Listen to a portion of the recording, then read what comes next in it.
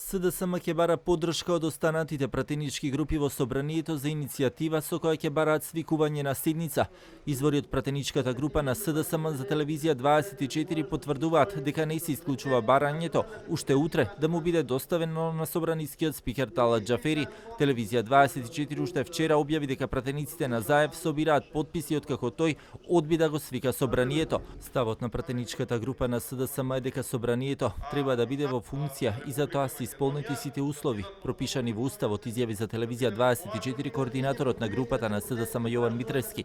Нашата цел е да направиме уште еден обид да биде свикана седница на која ќе бидат потврдени одлуката на председателот Пендаровски, но да биде во функција доколку во иднина биде потребно за повторно прогласување на вонредна состојба. Правиме консултации со други пратенички групи со кои делиме исто мислење околу работата на собранието во вакви услови. Иницијативата до утре ќе биде доставена кај председателот Џафери, изјави за телевизија 24 Митревски. Мотивите да побараат да се свика собранието беа и во насока на тоа да се обезбеди контрола врз одлуките на техничката влада, бидејќи без функционирање на парламентот сега нема кој да ги ратификува договорите за заеми што ги бара владата за справување со економските последици од кризата.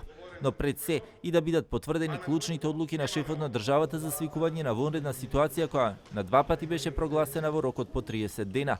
Собранискиот деловник пропишува дека треба да се соберат најмалку 20 потписи за иницијативата. Сепак во него стои дека собранискиот председател може да свика седница, што не е гаранција дека Џафери ќе се согласи со такво нешто.